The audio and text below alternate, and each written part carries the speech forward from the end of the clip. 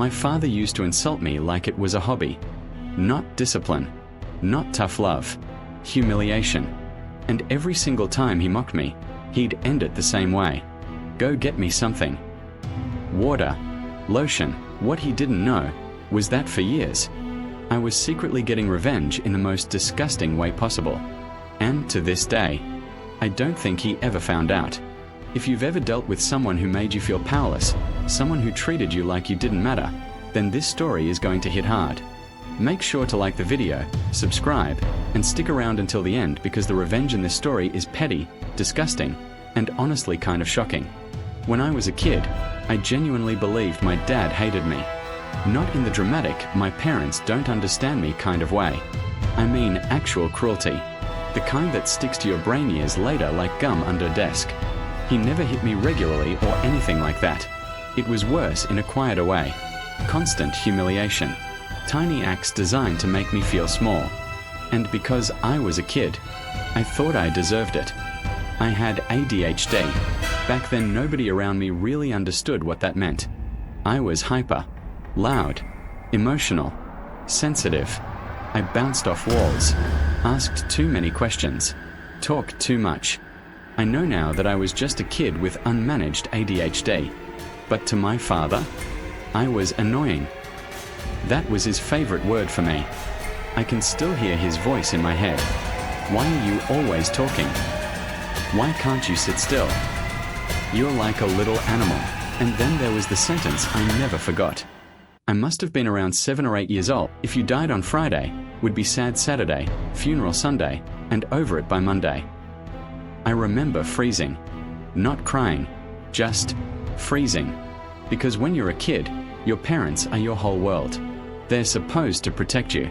So hearing something like that from your own father doesn't just hurt your feelings. It changes the way you see yourself.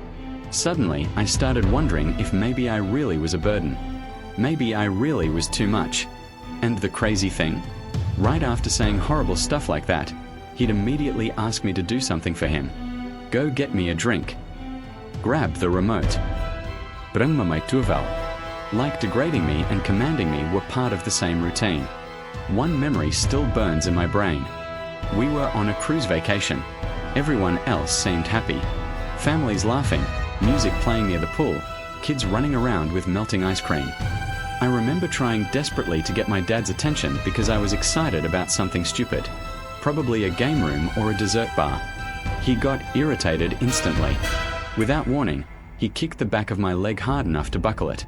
Not enough to leave bruises. Just enough to embarrass me. Stop being annoying. That was it. Then later that same day, he asked me to go get him a soda. That was my childhood. Humiliation. Then obedience. Humiliation. Then obedience. Over and over again. And the worst part? I thought I had no choice. Kids don't understand power dynamics. Adults say things like, just stand up for yourself. But when you're 8 years old and someone controls your entire world, you don't think rebellion is an option. Mine just happened to become disgusting. One afternoon my dad was outside with my uncle in the backyard. They were drinking beer, laughing loudly, telling stories. I remember hovering nearby hoping, like kids stupidly do, that maybe this would be one of the good moments. Instead my dad pointed at me and said, "This kid's like a ferret. Hyperactive, weird, always moving." Then he laughed and looked straight at me. "Go get me some water, ferret." My chest felt hot instantly. I remember walking into the kitchen trying not to cry. I grabbed the biggest plastic cup I could find, filled it with water, and then I just stood there staring at it. My heart was pounding so hard I could hear it. I don't know what snapped inside me. Maybe years of embarrassment, maybe anger, maybe helplessness. But I spit into the water. A lot. Then I covered it with ice cubes until you couldn't. I carried it outside trying to act normal while my hand shook. And my dad. He took the cup without even looking at me. Then he drank the entire thing while continuing his conversation. I remember standing there watching him. And for the first time in my childhood, I felt powerful. It was messed up.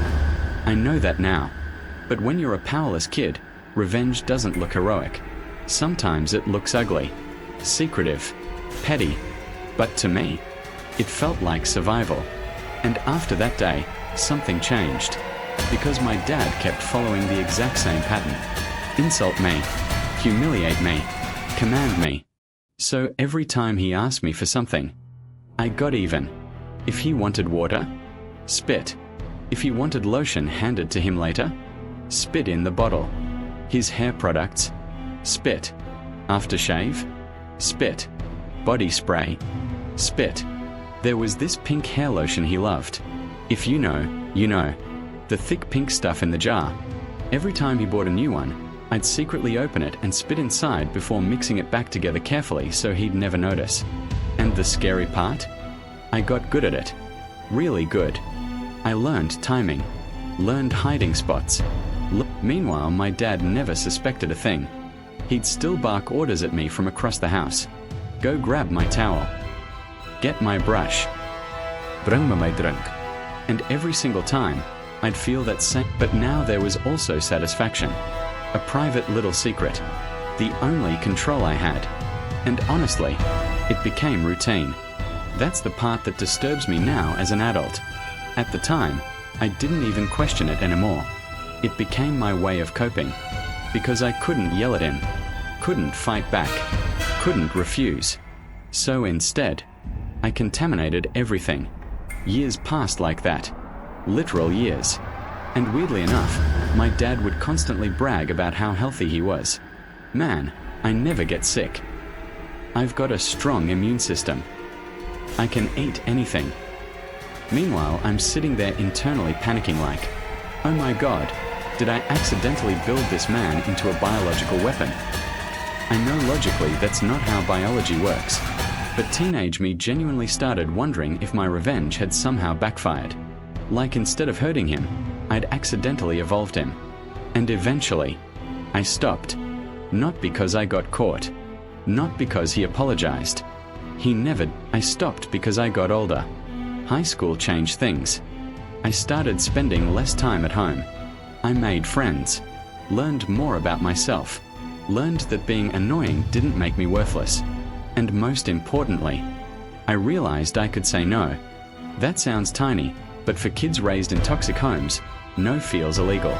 The first time I casually refused to do something for him, but it never came. That's when it hit me. He only had power because I believed he did. Now as an adult, I look back on the whole thing with mixed emotions. Part of me feels guilty because obviously what I did was disgusting. But another part of me looks at that little kid and just feels sad. Because no child should be driven to secret revenge just to feel emotionally safe. Kids don't magically develop healthy coping mechanisms in toxic environments. They improvise. Sometimes badly. And honestly, the wildest part is that my father probably still has no idea. To this day, he likely remembers my childhood completely differently than I do. Maybe he thinks he was joking around. Maybe he thinks he toughened me up. Maybe he forgot most of it entirely. But kids remember, especially humiliation, especially cruelty disguised as humor. Years later, I visited home for a family gathering. My dad was older, quieter, softer around the edges. At one point, he asked me to grab him a drink from the kitchen. And for just a split second, I froze, because suddenly I was 8 years old again. Hearing "go get me water," ferret. Feeling powerless. Feeling small. But this time, I didn't need revenge. I didn't need spit in a cup. I didn't need secret payback. I just looked at him calmly and said, "Get it yourself." Silence. He stared at me for a second, surprised. And then, he actually got up and did it himself. No screaming. No threats. No humiliation. That tiny moment healed something in me more than all those years of revenge ever did. Because the real payoff wasn't contaminating his stuff. It was finally realizing I wasn't trapped anymore. Sometimes revenge isn't about destroying someone. Sometimes it's about surviving long enough to reclaim your voice. And honestly, childhood wounds have a way of following people for years, especially when cruelty gets disguised as jokes or discipline. If this story shocked you, make sure to hit that like button and subscribe for more insane Reddit revenge stories. And tell me in the comments, What's the pettiest revenge you've ever witnessed?